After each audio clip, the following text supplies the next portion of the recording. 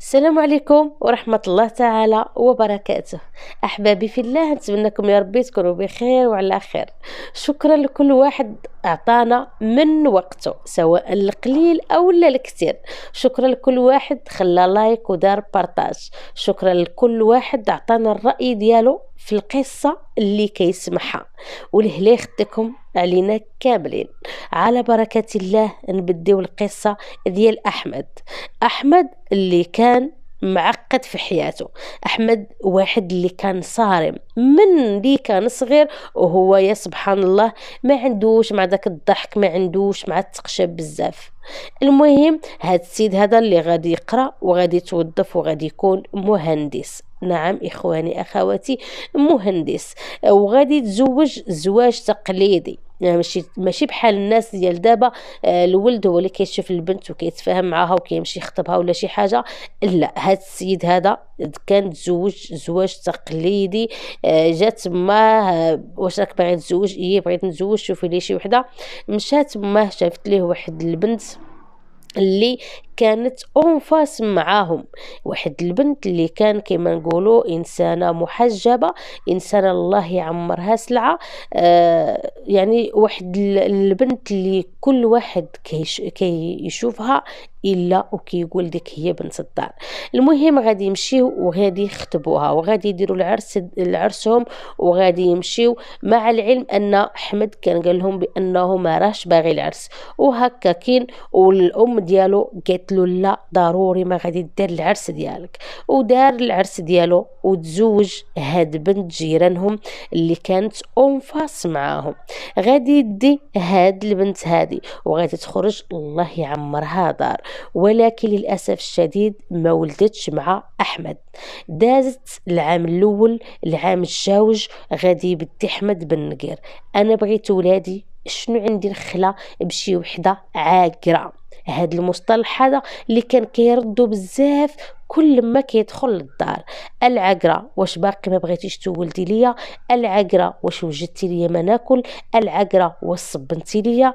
المهم هاد البنت هذه مسكينه كانت حاس بها غير ربي، كتبغي تطرطق، ولكن كانت كتقول معليش ودابا ربي ان شاء الله يا ربي يرزقني بالذريه الصالحه.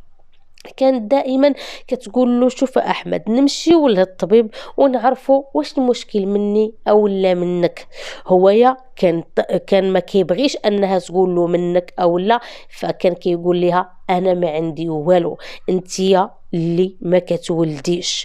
المهم بقاو في هذا الصداع هذا ما يفوق 4 سنين، وهما يا في هذا الصداع ديال الولاد. وفاش كتبغي هي تمشي للطبيب كيقول لها لا.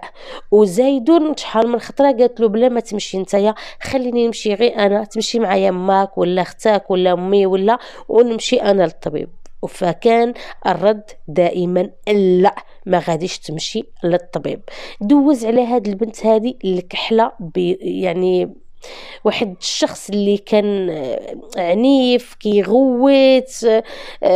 شنو نقول لكم، واحد الشكل ديال الناس او اللي بحال هاد الناس هادو اللي ما يمكنلكش تبقى معاه ولو ثانيه. المهم حتى غادي يجي واحد النهار اللي كانت كملت 4 سنين ونص، وغادي يجي احمد للدار غادي يقول لها واش ما راكيش حامله؟ عطيتك اكثر من وقتك، دابا غتهزي حويجاتك وغتمشي عند دار باك. بكات البنت مسكينه وبقات كترغب فيه وكتقول ليه الله ينعل الشيطان يا احمد، علاش كتقول لي هكا وعلاش كتقلد؟ انايا مانيش عارفه شنو راه واقع، نمشيو للطبيب ونعرفوا شنو. ولكن هو قال لها سيري عند دربك والورقه ديال الطلاق غادي تلحقك. بكات هي وتاثرات، وواحد الحاله زعما لا اله الا الله. غادي تهز مسكينه حويجاتها وغتمشي عند دربها اللي اونفاس معاهم كيما قلت لكم. مشات لعند امها وحكات لها، قالت لها ميمتي راه قال لي صافي سيري تلقي. وعلاش هادشي كامل؟ حيت الام الله يسمح لنا من الوالدين علاش بنتي وشنو وقع ليك وياك ما درتي لي شي حاجه ولا. فالبنت قالت لها ميمتي راني ما درت والو، غير السيد قال لك اسيدي بغى وليداته وانايا عاقره. الام قالت لها سيروا بنت الطبيب. قالت لها شوفي يا ميمتي انا دابا راه قال لي سيري عند ربك والورقه ديال الطلاق تلحقك، وانتي عارفه ميمتي راه كيقول الكلمه راه ما كيوليش فيها. يعني هاد الشخص هذا الا وصل حتى قال لك الكلمه رغبيه ولا اللي بغيتي ديري ليه راه ما كايناش. غادي تبقى في دار ميمتها وغادي تجيها الورقه ديال الطلاق. اييه الطلقات تبقى احمد في دارو وهي في دارها. فاش غتكمل واحد 6 شهور غادي يجيها واحد الخطيب للدار ديالها. فاش جا بقات مسكينه على نيتها كتقول له ربما انايا ما كان ولدش. فهاد الشخص هذا قال لها شوفي انايا ما عنديش مشكل، لانه هو كان ديجا مزوج وكانت عنده بنيته. قال لها رزقني ربي معاك اهلا وسهلا، ما بغاش ربي ما عندنا ما نديرو. المهم غتزوج هاد البنت هادي وغتمشي مع هاد الزوج الجديد. ما غادي تجي هاد البنت هادي الدور العام بسم الله ما شاء الله عليها تا غتكون حامله، غادي تحمل وغادي تولد توأم. غادي يجي لحمد الخبار بان مراته الاولانيه او لا طليقته تزوجات ورزقها ربي بالتوام. شعلت فيه العافيه وبدا كيقول شوف لك البنت اللي كنت انايا كان نقول انها عاقره، ولكن هذه اكيد راها كانت كدير شي حاجه باش ما تولدش مني. ولكن ربي سبحانه وتعالى ما كيبغي يضيع حتى شي واحد. البنت اللي كان مسكينه كينزل عليها الباطل وكان كيقول انها عاقره وكان كيغديها وكيعشيها بنتيه عاقره وما كتصلحي حتى لشي حاجه. ربي رزقها بواحد ولد الناس اللي ولا داير ليها في الدنيا دنيتين. الناس الحومه كل شيء كيهضروا ولد عيشه داير للزوجه ديالو كيف الماء القليل، اللهم بارك. بقاو عايشين حياتهم، ولكن طبعا احمد ما راشقاش ليه وباغي يقج ديك المرأة على انها ولدات. الناس بداو كيقولوا ليه ربما نتايا اللي راك عاقر، انت هو اللي ما كتولدش. الناس راكم عارفين كل واحد اخوتي وكيجيب خبار وكيدي خبار، والله يهدينا والله يرد بينا. حتى غادي يجي واحد الصديق ديالو هو يقول ليه علاش انت ما تنوضش وتفقسها وتنوض تزوج وتجيب لالاتها. قال ليه شكون اللي غادي نجيبها وانايا الاخبار ديالي ولات شايعه ولا كلشي كيقول ربما انايا نكون ما كان ولدش، وشكون هذه اللي غادي تديني وشكون هذه اللي غادي تبغي تدي واحد عاقر. احمد كان معقد كما قلت لكم وواحد بنادم اللي مريض في راسو، مع العلم ان واحد قاري بسم الله ما شاء الله واعي راه خصو يكون عقله شويه متفتح واخا ما يكونش بزاف. ولكن للاسف الشديد احمد واحد الشخصيه اللي سبحان الله معقد بزاف. واحد النهار غادي يجي عنده واحد الصديق المقرب ديالو اللي كان عنده عزيز وكان كيعاود ليه جميع الاسرار ديالو، وغادي يقول ليه انايا ان غادي عند واحد الناس معروض يا ريتك تمشي معايا. فغادي يجي احمد للدار وبقى كيفكر كيفاش هاد صاحبي هذا باغي يديني معاه عند واحد الجيران ديالو، انايا علاش غادي نمشي. وهو غادي يقول له داك الصديق يلا تمشي وتشوف ناس وتعرف ناس، وهادو واحد الناس الله يعمرها سلعه. احمد غادي يوافق وغادي يمشي مع الصديق ديالو عند هاد الناس هادو اللي فاش دخلوا فرحوا بهم. وما بين هاد الناس هادو كانت واحد البنت اللي ما كانش كيتعدى العمر ديالها 24 سنه، وكانت زوينه بزاف، وكانت دوك البنات اللي فيهم الحياء وكيوقروا انتم عارفين. المهم جابت لهم حطت لهم داكشي اللي كتب الله، والبنت ما كتهش عينها في الناس. فاش جاو خارجين وهو يقول ليه الصديق ديالو شفتي على بنت، شفتي الترابي كيفاش دايره؟ قال ليه انا يتعمدت انني نجيبك لهنايا باش تشوف هاد البنت هاد البنت الله يعمرها سلعه، وشوف باقا صغيره وشوف الزين كيفاش دايره. احمد وهو يرد على الصديق ديالو قال له حتى الطليقه ديالي راها كانت غزاله، وشتي هادي راها ما تشبهش الطليقه ديالي ولو غير ربع من الزين ديالها. قال ليه ولكن هانت كتشوفها راها زويونه، وانت يا باش تفقس الطليقه ديالك اللي ها هي ولدات نوض لك تزوج وتزوج شي وحده اللي صغر منها، لان البنت اللي كانت دايها او السيده اللي كانت دايها كانت عندها 27 سنه، وانا كتسحابني غير العيالات اللي فيهم هاد القيل والقال. الساعه في هاد القصه هادي اكتشفت بان حتى الرجال فيهم القيل والقال، فيهم تهما شوف فلانه دارت وشوف فلان دار. نار يا خوتي، الله يخرجنا من دار العيب بلا عيب. مالكم باقيين ما دايرينش لي لايك؟ اللي باقي ما دايرش لايك خويا اختي اش كتسنى؟ دير لايك ودير بارطاج للفيديو ونكملوا الفيديو جميع. على بركه الله نكملوا الفيديو ديالنا، هذه غير من باب الضحك. المهم غادي يبقى على الصديق ديالو وغادي يقول ليه شنو بالك تخطبها، يلا تمشي تخطبها، وراها هاد البنت هادي ما غاديش تلقى بحالها. عافاك احمد بلا ما تمنع هاد البنت هادي من بين يديك. المهم بقى وعاوتاني في هاد الهضره هادي واش نديها واش ما نديهاش، مشى عند الام ديالو وغادي يخبرها وغادي يقول لها شو امي راه واحد الصديق ديالي كيعرف واحد الناس اللي مزيانين ظريفين متقين الله، وراه عندهم واحد بنتهم، وراه مشيت وشفت هاد البنت هادي شنو بالك نديها. الام ديالو طبعا منين شافته من لعديك بنت جيران اللي كانت بنت الدار صافي سكتات، قالت لي شوفي ولدي اللي بغيتيها الله يسخر لك فيها. قال لها حاجه وحده امي، انايا الا تزوجت ما باغيش ندير العرس، غادي نمشي ونخطب نعقد ونجيبها ونجي، يعني بلا هادي بلا هادي. قالت ليه اللي بغيتي ولدي ديرو والله يكمل لك بالخير. غادي يولي يعيط للصديق ديالو وغادي يقول ليه شوف صافي خبر هاد الناس هادو انني غادي نجي لعندهم، ولكن بقى متردد وشنو غادي يقولوا لي، واش غادي يقولوا لي شي شرط، واش هادي واش هادي. المهم غادي تجي الام ديالو هي واحد الاخ ديالو وغادي يمشيو عند هاد الناس هادو وغادي يخطبوا هاد البنت.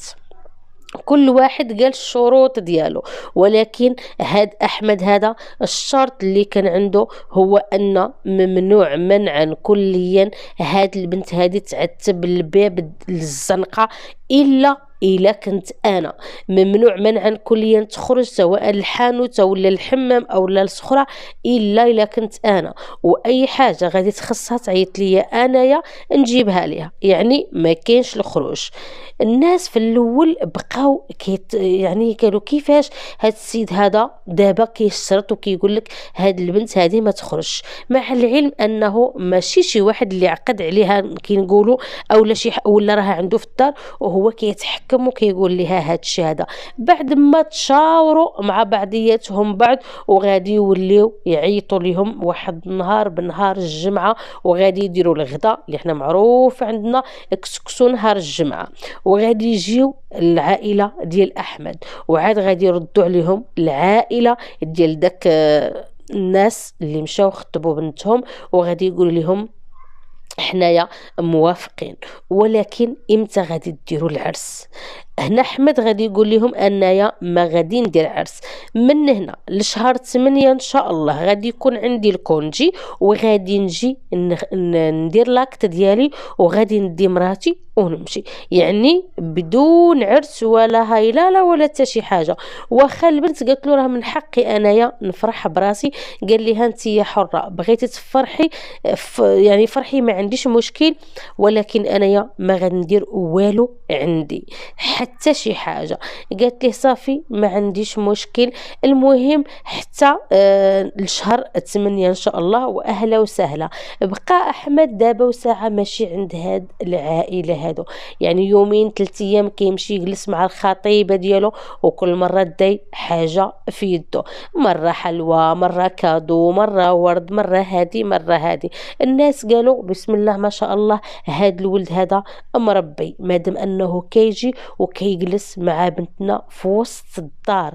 يعني ما كاينش داك الخروج نمشيو للقهوه، نمشيو نتمشاو، نمشيو لهنا نمشيو لهنا، ما كايناش. حتى غادي يجي شهر 8، شهر 8 اللي غادي يجي وغادي يطيحوا العقد ديالهم كما نقولوا. جاو داروا العقد ديالهم، ذبحوا ذبيحه عند باها، وقال لهم انايا ما غاديش ندير العرس. البنت قالت ليه لا انايا باغيه ندير العرس ديالي. فهنايا البنت غادي تعيط للعائله ديالها وغادي دير العرس ديالها على قد الحال. عاد غادي يجي هويا وهي ترغب فيه وكتزاوق، قالت له بغيتك غير دير معايا دوك اللبسات، نتوما عارفين العادات والتقاليد ديالنا. فغادي يجي غير هو واماه، يعني جوج الناس فقط اللي جاو، وجابهم صاحبه. غادي يجي وغادي يدير مع هذوك اللبسات، وغادي تكمل وغادي يهز مراته وغادي يمشي بحاله لدويرته. بقى في الدار ديالو النهار الاول، نهار الجاوج، نهار الثالث، وهما يا خواتاتو في الدار، وخوتو في الدار، اماه في الدار، يعني كانت عنده الدار عامره بالمعقول. بدا كيقول مس بغا يمشيو في حالهم، انايا خصني نلقى راحتي مع الزوجه ديالي. المراه قالت له علاش ما نمشيوش ندوزو شهر العسل فحالنا فحال الناس، مع العلم ان احمد كان واخد كونجي زعماتيك ديال العرس ديالو. وهكا كان السيد بقى جالس غير في الدار. المهم نهار 3 ايام كما قلنا غادي يمشيو العائله كامله، غادي يمشيو في حالهم، وغادي يخليو الزوجين غير بجوج بيهم. هنايا عاد اخوتي غتكون الكارثه. هنايا فاش كان الزوج والزوجه جالسين وكل شيء، غادي يكتشف بان البنت ليست بعذراء، يعني البنت ديجا شي واحد مغتصبها.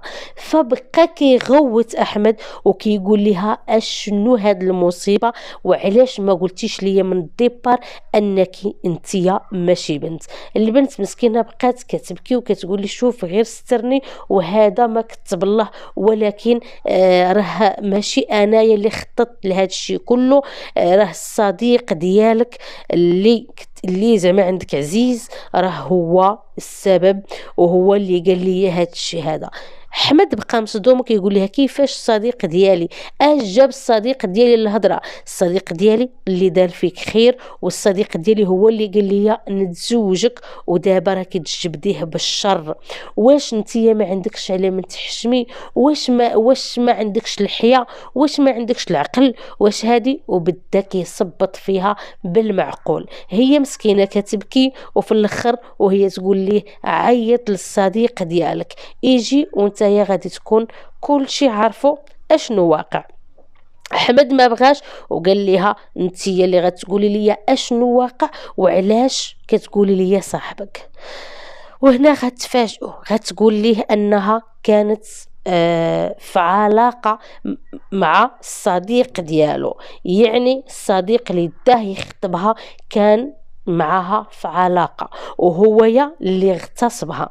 واغتصبها هادي 1.5 عام مني اغتصبها، وهي ما قدرش تقولها حتى لشي واحد. وكان هاد الصديق هذا دائما كيقول لها غير صبري، انايا غادي نجيب لك شي واحد اللي يديك بلا ما تقلقي. وزايدون زعما هادشي نورمال وهادشي عادي. والبنت مسكينه كتحكي هادشي للمهندس، وهي كلها كترعد وكلها كترجف.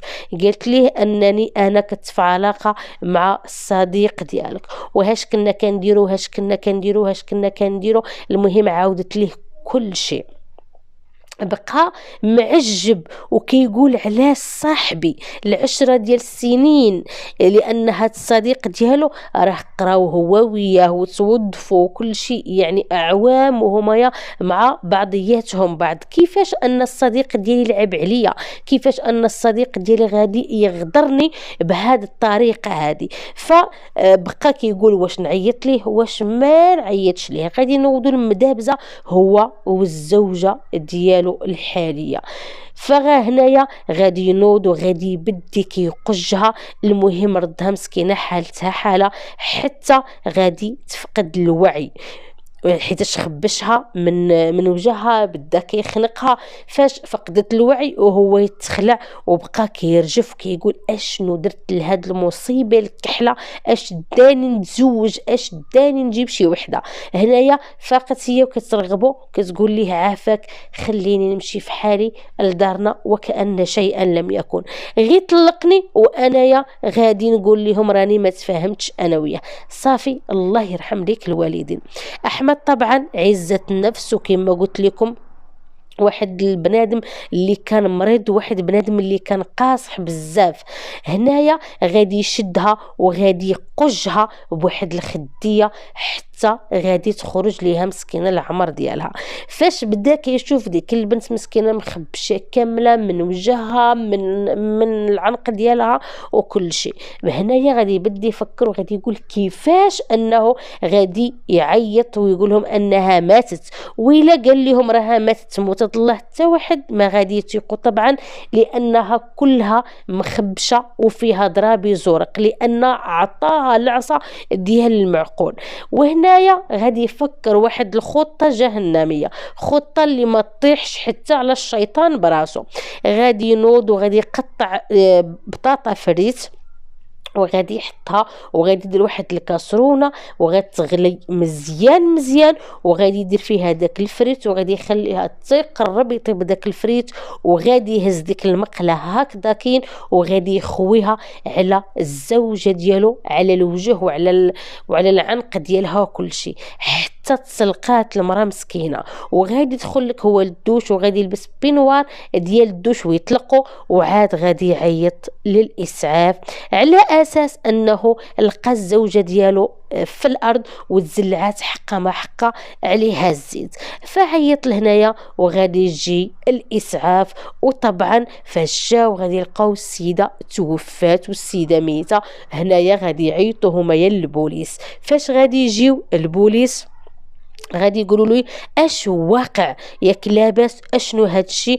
قال لهم انايا كتفدوش ما عرفتش كيفاش هاد السيده هادي دارت لهاد الشيء هذا. قالوا ليه واش هاد السيده ما غوتات ما عيطات ما حتى شي حاجه؟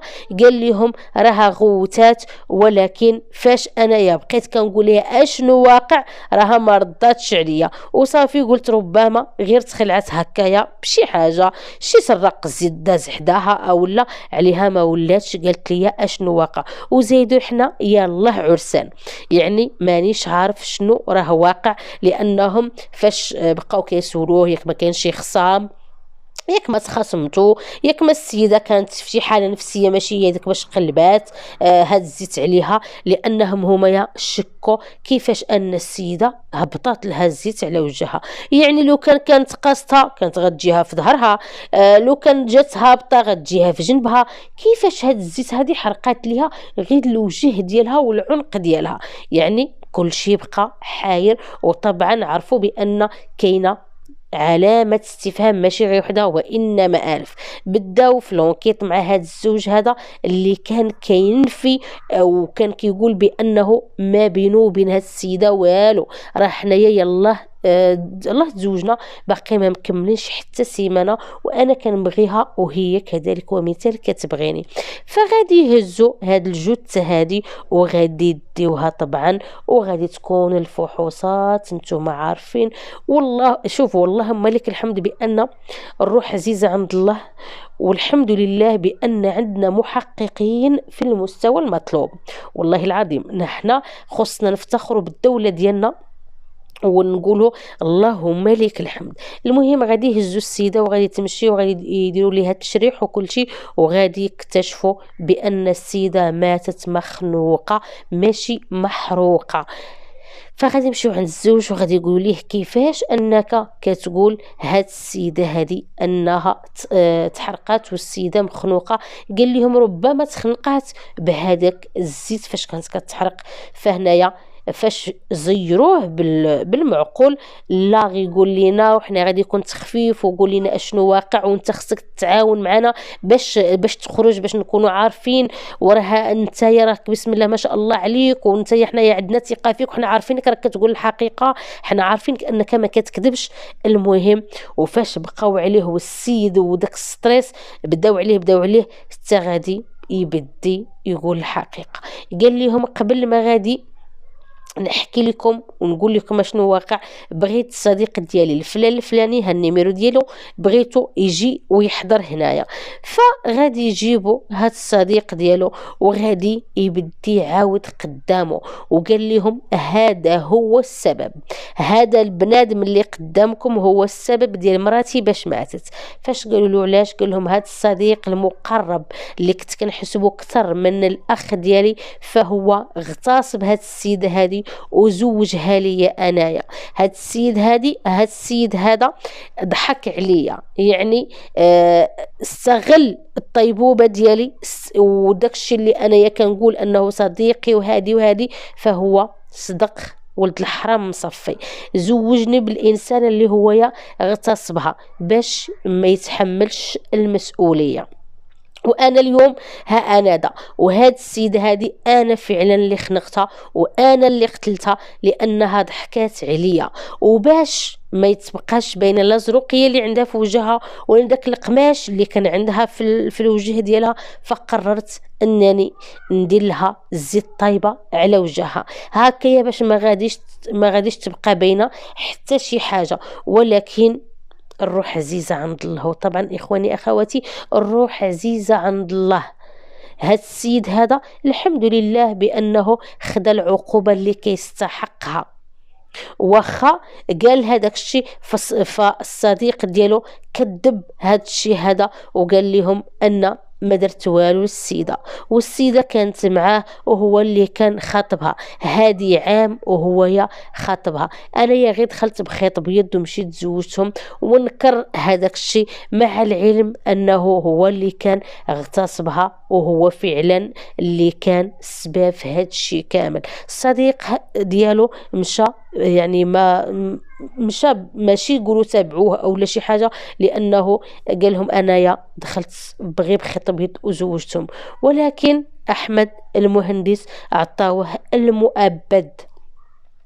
لا حول ولا قوة إلا بالله. شوفوا إخواني أخواتي الدنيا كيفاش كتدور، وشوفوا الحقرة كيفاش كتكون، وشوفوا بنادم اللي كيتيق كيفاش كيكون الجزاء ديالو. قولوا لي شنو استفدتوا من هاد القصة هذه، وقولوا لي كي جاتكم القصة. لا حول ولا قوة إلا بالله. والله خرجنا إخواني أخواتي من دار العيب بلا عيب، وهاد الزمان هذا اللي ما بقاش فيه لا صاحبي ولا صاحبتي، زمان اللي قوى فيه الغدر، زمان اللي قوى فيه النفاق، زمان اللي ما بقيناش كانت يقود في شي واحد، او بالاحرى فقدنا الثقة حتى في اقرب الناس لنا. لا حول ولا قوة الا بالله. شكرا لكم ولله يخطيكم عليا، والى فيديو اخر بحول الله.